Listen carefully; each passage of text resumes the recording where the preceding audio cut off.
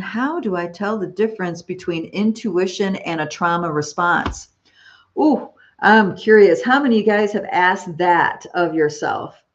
How many times? Or or maybe this is your first time hearing this question. How do I tell the difference between intuition and a trauma response? Excellent question. Excellent question.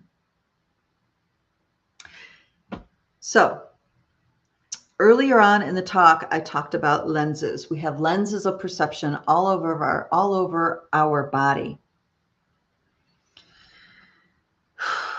We can perceive through any cell of our body. We can perceive through different energy centers of our body, and so on. It goes on. It's quite vast. So, trauma response. What is a trauma response? A trauma response, in my understanding, as years of being a body worker, working with trauma release, but then also understanding energetics of what happens with trauma release. It is something, the trauma, the energy pattern gets embedded in our nervous system and in our tissues. The memory of our tissues is the fascia. If you guys don't know what fascia is, it's these microtubules of water, which now we know water holds memory, that is wrapped around every cell, every tissue, every fiber of our being is encapsulated in this fascia. Our organs, our nerve routes, everything is covered, encapsulated in fascia. And it's the fascia that holds memory. So trauma response is the memory of a past incursion. You can have mental, emotional, spiritual abuse that results in trauma. You can have physical stuff that results in trauma.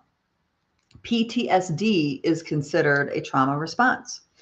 Now, there was research done on this, and what they recognized was some people would walk away from a traumatic experience and be fine, and other people would not. They would show signs and symptoms of PTSD. And they were looking at what was the difference.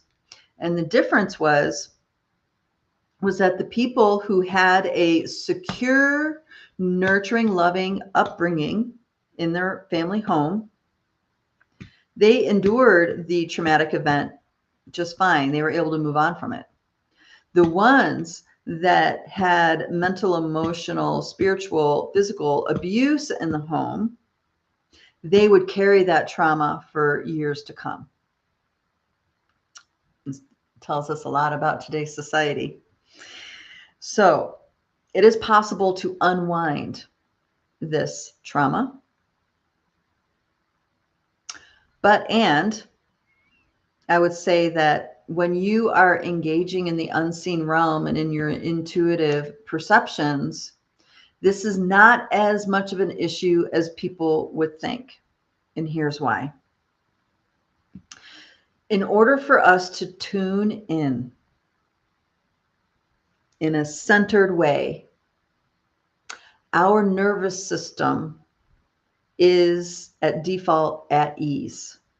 So our nervous system first has to be at ease. Our body is at ease. That means our parasympathetic response, our rest and digest response is active, not the stress response. The stress response is stimulated by fear, by anger, by memories, images can trigger it. Okay, there's all sorts of things. Smells can trigger it.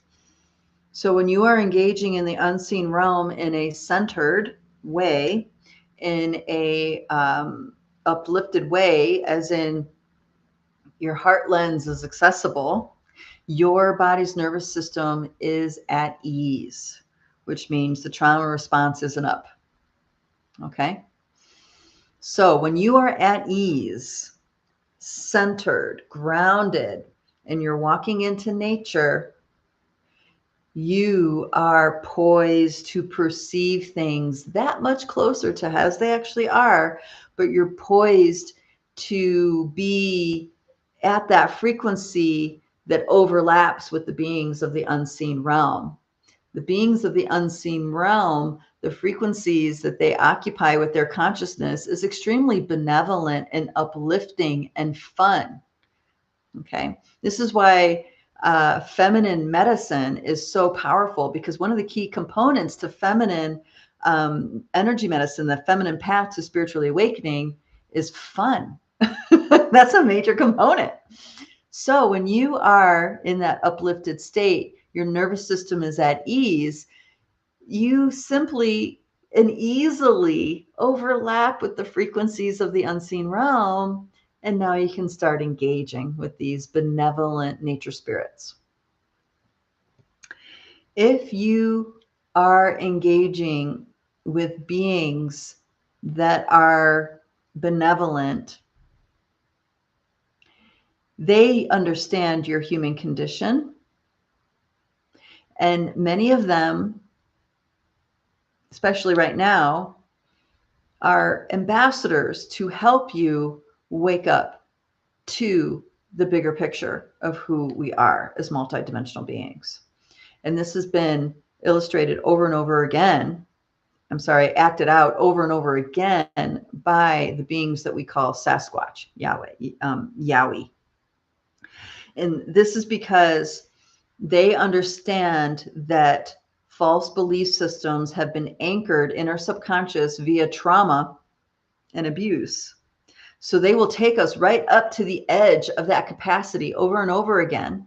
If they've taken us under their wing, so to speak, they'll take us right up to that edge over and over again, so we can have fear and our benevolence at the same time. And what that does is that it, as like a flame, burns off the embedded energies from the abuse, trauma drama. Okay, and I'm talking about spiritual abuse as well, or I should say spiritual abuse especially. Okay, hopefully I answered that question.